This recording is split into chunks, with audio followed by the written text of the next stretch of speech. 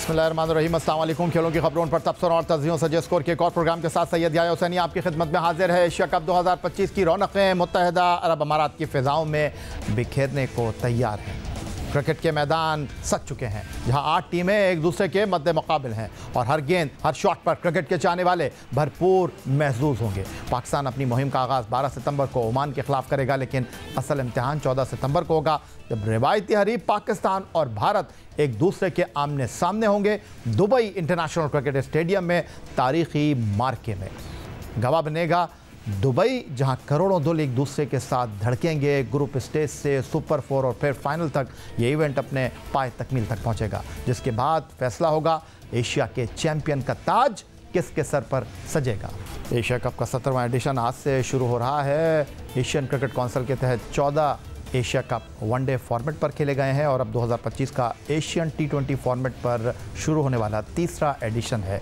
इससे पहले 2016 में T20 फॉर्मेट हुआ, जो बांग्लादेश में खेला गया। शाहिद खान अफरीदी की क़यादत में खेलने वाली टीम इस एडिशन में पाकिस्तान को भारत और बांग्लादेश के हाथों नाकामी का सामना करना पड़ा और फाइनल में टीम जगह न बना सकी। इसके बाद T20 फॉर्मेट का दूसरा एशिया कप 2022 में UAE में मुनक्किद हुआ। यहाँ पाकिस्तान फाइनल तक पहुँचने में कामयाब रहा, लेकिन उसे श्रीलंका के हाथों नाकामी का सामना करना पड़ा। वनडे फॉर्मेट पर होने वाला एशिया कप अब तक 14 टूर्नामेंट मुनक्किद हो चुके हैं, जिसका पहला इवेंट 1984 में UAE में हुआ और उसका फातेह श्रीलंका रहा। पाकिस्तान वनडे फॉर्मेट में होने वाले इवेंट्स में 2 मरतबा चैंपियन बना। बांग्लादेश में 2000 में होने वाला एक रोज़ा टूर्नामेंट मोइन खान की क़यादत में टीम पाकिस्तान ने ट्रॉफ़ी उठाई। उसके बाद पाकिस्तान टीम ने मिसबाहुल हक की क़यादत में 2012 में बांग्लादेश को फाइनल में सनसनीखेज़ मुकाबले के बाद शिकस्त देकर एशिया कप वनडे टूर्नामेंट का टाइटल अपने नाम किया। प्रोग्राम में वक्त हुआ एक ब्रेक का। ब्रेक से वापस लौटेंगे तो हमारे साथ मौजूद होंगे test opener Ahmed Shahzad. Break के हिस्से में गुफ्तगू करने के लिए टेलीफोन लाइन पर हमारे साथ मौजूद हैं टेस्ट ओपनर अहमद शहजाद। खुश आमदीद कहते हैं आपको। अहमद शहजाद, सबसे पहले ये बताइए कि शारजा में होने वाला 3 मुल्की क्रिकेट टूर्नामेंट, जहां फाइनल में पाकिस्तान ने अफगानिस्तान को एक लो स्कोरिंग मैच में 75 रन से शिकस्त देकर कामयाबी हासिल की। ये जीत एशिया कप से पहले पाकिस्तान क्रिकेट टीम के लिए कितनी हौसला अफजा बात है? जी, सबसे पहले तो बहुत इम्पोर्टेंट चीज थी और उसमें आप देखें कि हम बात करते हैं कि ऑलरेडी आपकी बैटिंग लाइन जो है वो इनएक्सपीरियंस है, यंग है। उस पर अगर आप प्लेइंग 11 भी ठीक नहीं खिलाते हैं तो उसका नुकसान होता है। कल के मैच में फाइनल में अच्छी प्लेइंग 11 उतारी है। एशिया के अंदर इंसान के पास 2 जेन्युइन स्पिनर होने चाहिए। तीसरा नवाज जो है बिल्कुल फिंगर स्पिनर बनता है, तो कि उन्होंने हैट्रिक की है, लेकिन आप उन पे ज्यादा रिलाय नहीं कर सकते हैं बॉलिंग के अंदर। आप सलमान अली आगा का बिल्कुल हमने स्टेटमेंट सुना है कि अंडर एस्टिमेट नहीं, हम अंडर एस्टिमेट नहीं करते। पास के अंदर जो उनकी परफॉर्मेंसेज रही है क्रूशियल मैचेस के अंदर, हम उसको देखते हुए एक चीज कहते हैं। आप ने उनको जो है ना सहूलत पेश की पिच ने और उन्होंने अच्छी बॉलिंग की, फेयर इनफ, लेकिन बहुत जबरदस्त एक प्लेइंग 11 खेल रही थी जिसमें अबरार और मुकीम दोनों शामिल थे और तीसरा स्पिनर नवाज। जब भी नवाज के ऊपर दूसरा एज अ स्पिनर प्रेशर पड़ता है वो ठीक बॉलिंग नहीं करता। तो जब वो इजी हो जाता है, उसको पता है कि मेरे अलावा 2 स्पिनर और पड़े हैं, फिर वो बेहतरीन बॉलिंग करने लगता है। कुछ बॉलर्स इस तरह के होते हैं तो जिनको स्लिप, जब ब्रेक भी हो रहा हो ना, तो उनको कप्तान जब कहता है ना कि स्लिप ले लो, वो स्लिप तक लेना पसंद नहीं करते हैं कि नहीं, वो सेव करते हैं। तो नवाज उस तरह का बॉलर है। तो उसके बाद जो है आप देखिए कि ये जो जीत थी ये एक मोरल बूस्टर है पूरे पाकिस्तान के लिए। अब तो सवाल आपका बनता है ना, वो ये बनता है कि जीत का पीछे वजह क्या थी, रीजन क्या थी।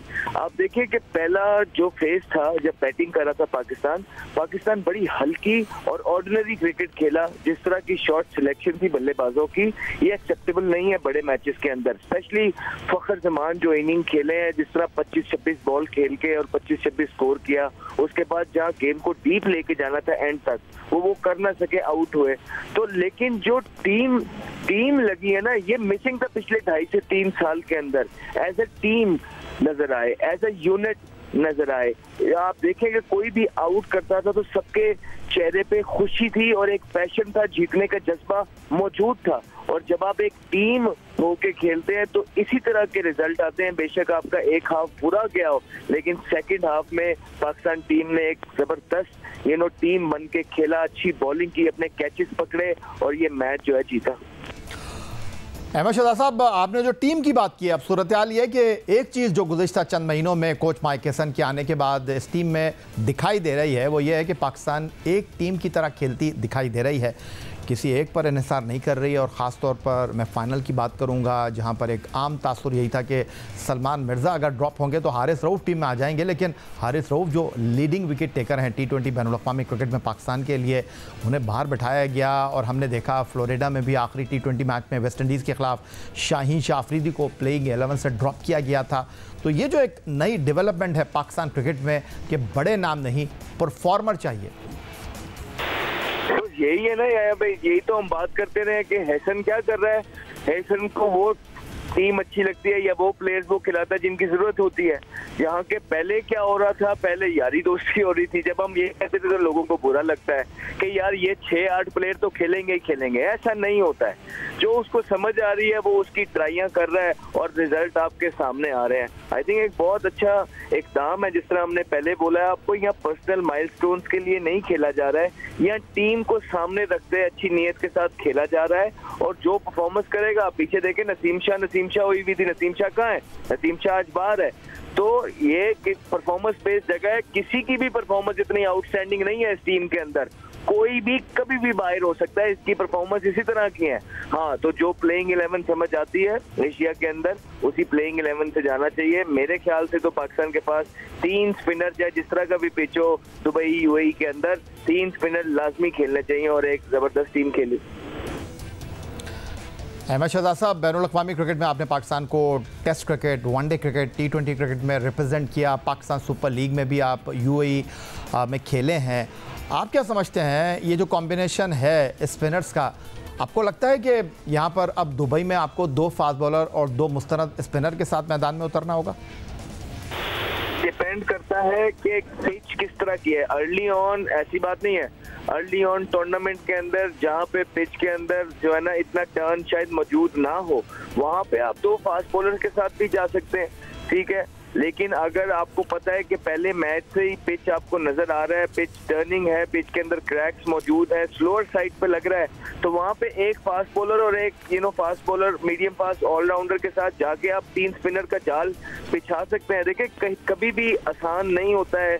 जितनी भी सीधी पिच हो जाए UAE के अंदर, स्पिनर्स को आड़े हाथों लेना बल्लेबाजों का आसान इसलिए नहीं होता है कि आउटफील्ड भी बड़ी स्लो होती है। एक तो पिच तो होता है, फिर आउटफील्ड स्लो होती है। वो जो स्क्वायर होता है वहां से भी शॉट निकलता नहीं है, पड़ के स्किट नहीं होता, वहीं पे रह जाता है।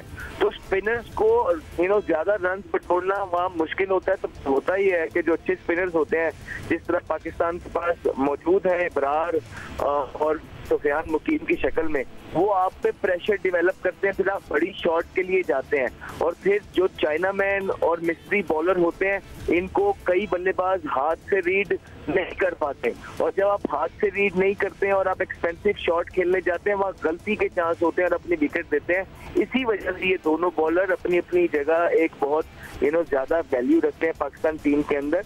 और पाकिस्तान टीम ने अगर आगे बढ़ना है और एशिया कप में अपने चांसेस को बरकरार रखना है, ये दो बॉलर जो है इनका हर मैच में होना लाजमी है।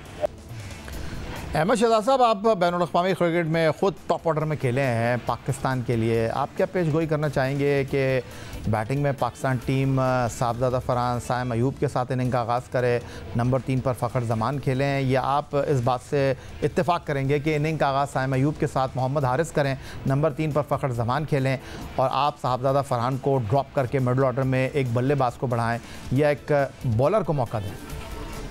अरे भाई, एक ही तो बल्लेबाज है कि जिसने पिछले मैच 4 अभी मैन ऑफ द मैच लिए। आप उसी को ड्रॉप करेंगे? फ़खर ज़मान फॉर एग्जांपल, अगर आपने ड्रॉप करना है तो आप फ़खर ज़मान का नाम क्यों नहीं लेते? या अगर आपने ड्रॉप करना है तो आप साइम अयूब का नाम क्यों नहीं लेते? साहिबजादा फरहान इतना आसान क्यों है सारों के लिए? नहीं, मेरे ख्याल से जिस कॉम्बिनेशन से चल रहे हैं उस कॉम्बिनेशन को भी चलते रहना चाहिए। हारिस एक ऐसा है शख्स नीचे जिसका कोई रोल डिफाइन नहीं लग रहा है। नीचे से भी आ रहे हैं तो वो स्लो खेल रहे हैं, ठीक है, ऊपर उनकी जगह बन नहीं रही है। तो वो एक ऐसी जगह है जहाँ पे आप देखा जा सकता है कि हारिस को ही खिलाना है या फिर जो है ना आपने किसी और को उनकी जगह खिलाना है, क्योंकि वो विकेट कीपर भी हैं, विकेट कीपिंग करते हैं। तो आप ये देख लें कि ऊपर से आपने फ़खर ज़मान को खिलाना है या साइम अयूब को खिलाना है और हारिस को ऊपर लेके आना है। क्योंकि आप बीच में जो है ना हुसैन तलब की जगह बन सकती है, बन जाती है, लेकिन फिर ये होता है कि विकेट कीपिंग कौन करेगा। तो ये सवालों के जवाब जो है वो टीम मैनेजमेंट बिल्कुल दे सकती है, लेकिन जहाँ तक आपने साहिबजादा फरहान की बात की है, अगर मेरे हाथ में हो तो जिस तरह की परफॉर्मेंसेज और टैलेंट उन्होंने शो करके दिखा दिया है, मेरा नहीं ख्याल है उनको कोई अब और कोई चीज प्रूव करने की जरूरत है। हाँ, अगर किसी को निकालना भी है तो बाकी इस टीम में जिस तरह मैंने पहले कहा है कि कोई भी इस तरह का प्लेयर नहीं है कि जो कहे कि मेरी जगह परमानेंट है। किसी को कभी किसी भी टाइम निकाला जा सकता है और कोई बड़ी बात नहीं है। अहमद शहजाद साहब, हमारी कोशिश तो यही थी कि आप वीडियो लिंक पर हमारे साथ मौजूद होते, लेकिन चूंकि आप सैलाब मुतासरीन के लिए इस वक्त पाकिस्तान के मुतासर इलाकों में मौजूद हैं और इमदादी कामों में मसरूफ़ हैं और हमारी नेक ख्वाहिशात आपके साथ हैं, जाते जाते मुझे ये भी बता दीजिए कि ट्राई सीरीज़ में जिस तरह हमने मुख्तलिफ़ कॉम्बिनेशन आजमाए, आप क्या समझते हैं एशिया कप के 17वें एडिशन में पाकिस्तान को एक ही कॉम्बिनेशन के साथ खेलना चाहिए, या आप महसूस करते हैं कि छोटी टीमों के ख़िलाफ़ आपको तजुर्बात करते रहने चाहिए? अरे नहीं भाई, इवेंट के एक्सपेरिमेंट नहीं होता। हर मैच बहुत इंपॉर्टेंट है, जीतने जाना चाहिए। कंडीशंस को सामने रखते हुए अपनी प्लेइंग 11 उतारनी चाहिए, और जिस मोड़ पे पाकिस्तान की क्रिकेट के लिए खड़ी हुई है, जहां पे अपनों की ही एजेंसियां जो हैं, पीआर कैंपेन्स जो हैं, वो अपनों को ही नीचे गिराने के लिए तैयार बैठी हुई हैं, तो मेरे ख्याल से उसको इसी तरह जाना चाहिए। एक बड़ा जबरदस्त जो पाकिस्तान क्रिकेट टीम एक राइट ट्रैक पे चल रही है, जिसपे हम और आप बैठ के बहुत बात करते थे, जिसका बहुत ज्यादा क्रेडिट जो है आकिब जावेद को जाता है, जिन्होंने बहुत जो ऑन द कार्ड्स डिसीजन थे, मैं कहूँगा देर भी कर दी, लेकिन फिर भी ब्रेव डिसीजन थे, बिकॉज हमारे यहाँ लोग जो है ज्यादातर वो डिसीजन लेते हैं जो मीडिया फ्रेंडली हो, जिनके पीछे कैंपेन ना चल रही हो। तो ये ऐसे प्लेयरों को कुछ बाहर करना जो कि टीम के किसी काम आ नहीं रहे थे, यारी दोस्ती ग्रुपिंग में शामिल थे, तो ये चीज एक बहुत ब्रेव थी और जिसके रिजल्ट जो है वो मिल रहे हैं, और इसका सेहरा जो है आकिब जावेद साहब को जाता है। और और जो माइक हैसन है अंदर, जिस तरह वो टीम का कॉम्बिनेशन अभी ट्राई सीरीज में उन्होंने एक अच्छी टीम खिलाई है, स्पेशली आखिरी मैच के अंदर, होपफुली वो इसी तरह कंडीशंस को गेज करते हुए अच्छी प्लेइंग 11 उतारेंगे और पाकिस्तान की कौम को रिजल्ट्स देंगे। बहुत शुक्रिया आपका। अहमद शहजाद हमारे साथ टेलीफोन लाइन पर मौजूद थे। पाकिस्तान टीम की ट्राई सीरीज़ में शानदार फतह और एशिया कप क्रिकेट टूर्नामेंट के हवाले से अपने ख्यालात का इजहार कर रहे थे। पाकिस्तान फुटबॉल फेडरेशन ने मुल्क में यूथ फुटबॉल को फ़रोग़ देने के लिए एक बड़ा कदम उठाते हुए सीनियर कोच नासिर इस्माइल को पाकिस्तान अंडर 17 टीम का हेड कोच मुकर्रर कर दिया है। नासिर इस्माइल जो AFC के A लाइसेंस के हामिल कोच हैं, खिलाड़ियों की टेक्निकल तरबियत और ग्रूमिंग में अपनी महारत के बायस जाने जाते हैं। अब उन पर यह जिम्मेदारी डाली गई है कि वो ग्रीन शर्ट्स के कम उम्र खिलाड़ियों को सितंबर में कोलंबो श्रीलंका में होने वाले साफ अंडर 17 फुटबॉल चैंपियनशिप 2025 के लिए तैयार करें। ये टूर्नामेंट पाकिस्तान के नौजवान खिलाड़ियों के लिए एक बड़ा इम्तिहान साबित होगा, जहां उनकी सलाहियतें न सिर्फ परखी जाएंगी बल्कि मुस्तकबिल के लिए उनके रास्ते भी हमवार हो सकेंगे। पाकिस्तान को इस चैंपियनशिप के ग्रुप बी में रखा गया है, जहां उसे भारत, भूटान और मालदीव जैसी टीमों का सामना है। भारत खित्ते की एक मजबूत टीम समझी जाती है, जबकि भूटान और मालदीव के खिलाफ भी पाकिस्तान के खिलाड़ियों को सख्त मेहनत और मुकम्मल तैयारी की ज़रूरत होगी। माहिरीन का कहना है कि नासिर इस्माइल की कोचिंग नौजवान खिलाड़ियों के खेल में निखार पैदा कर सकती है, ख़ास तौर पर इस वक्त जब Pakistan football federation youth football को अपनी तरजीहात में सर फहरिस्त रखे हुए है। ये तकरूरी न सिर्फ आने वाले टूर्नामेंट के लिए अहमियत की हामिल है, बल्कि पाकिस्तान के मजमूई फुटबॉल ढांचे को मजबूत बनाने की जानिब भी एक मुस्बत इशारा है। सीधा चलेंगे इस्लामाबाद, जहां स्टूडियो में हमें ज्वाइन कर रहे हैं पाकिस्तान अंडर 17 फुटबॉल टीम के कोच नासिर इस्माइल। खुशामदीद कहेंगे आपको। और सबसे पहले तो मुबारकबाद देना चाहूँगा, पाकिस्तान फुटबॉल फेडरेशन में आपको नई जिम्मेदारियों के लिए जो है वो मौका मिला है।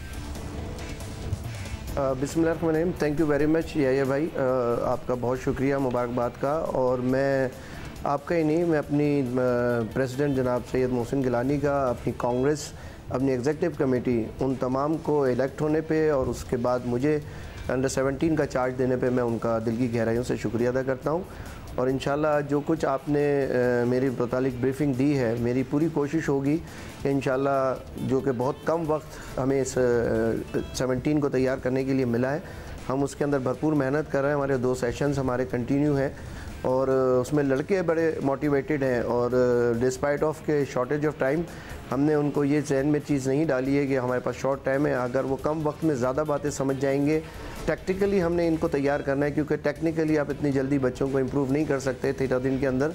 तो उनकी टीम फॉर्मेशंस के ऊपर, उनकी टैक्टिक्स के ऊपर, उनकी मेंटल स्ट्रेंथ के ऊपर हम काम कर रहे हैं। और इंशाल्लाह अल्लाह ने चाहा तो हम इन बच्चों से, क्योंकि मैं इस ग्रुप को काफ़ी 2 साल से फॉलो कर रहा हूँ और ये बड़ा पोटेंशियल ग्रुप हमारे पास है अंडर 17 का, और इंशाल्लाह अल्लाह ने चाहा तो हम इस टीम से बेहतर रिज़ल्ट पाकिस्तान को देंगे और इन बच्चों को बहुत शॉर्ट टाइम में हम तैयार करेंगे। अच्छा, ये जो आपने अपनी गुफ्तगू में कहा कि 2 साल से आप इस ग्रुप को फॉलो कर रहे हैं, तो ये तो टीम है, 2 साल से आप कैसे फॉलो कर रहे हैं इसको? मैं दरअसल मुख्तलिफ इवेंट्स जहाँ भी होते हैं कराची के अंदर ख़ास तौर पे और पूरे पाकिस्तान में, कहीं पे भी ग्रास रूट के जो इवेंट्स होते हैं हम इंटरलिंक होते हैं। तमाम कोचेज़ जो पाकिस्तान के हम नेशनल कोचेज़ हैं जो हर सूबे के अंदर, हर शहर में, हर गांव देहात में कंपटीशंस कराते हैं, हम इनके साथ चीज़ों को लाइन अप करते हैं, उन बच्चों के मुतालिक डिस्कस करते हैं। और उसके बाद जब ये तमाम बच्चे जो हमने 1 दिन के ओपन ट्रायल्स रखे थे फिर उसको एक्सटेंड किया दूसरे दिन, उन तमाम बच्चों ने वहाँ पे पार्टिसिपेट किया। लेकिन अनफॉर्चुनेट हमारे साथ ये रहा कि हमारे पास जो टाइम था, इसकी डेडलाइन थी रजिस्ट्रेशन की, उसकी वजह से बहुत सारे टैलेंटेड बच्चे जिनके पास पासपोर्ट नहीं थे वो इसमें से मिस हो गए। बहुत शुक्रिया Nasir Ismail, Pakistan under 17 football team के कोच इस्लामाबाद स्टूडियो से हम मौजूद थे और बता रहे थे कि पाकिस्तान फ़ुटबॉल फेडरेशन ने यूथ फुटबॉल के फ़रोग़ के लिए जो काम किया है। पाकिस्तान की जो फ़ुटबॉल टीम है वो श्रीलंका के शहर कोलंबो जा रही है, जहां पर अंडर 17 साफ फुटबॉल चैम्पियनशिप 2025 में भारत, भूटान और मालदीव के साथ मुकाबला करेगी। यही आज का हमारा प्रोग्राम था। एक्स अकाउंट पर आप हमें फॉलो कर सकते हैं, ईमेल कर सकते हैं, अपनी राय से आगाह कर सकते हैं score@geo.tv पर। इस दुआ, इस उम्मीद, इस तवक्को के साथ कि पाकिस्तान में खेलों खिलाड़ी तरक्की करते रहें। सैयद याहिया हुसैनी को स्कोर की पूरी टीम के साथ अगले प्रोग्राम तक के लिए इजाज़त दीजिए। अल्लाह हाफ़िज़।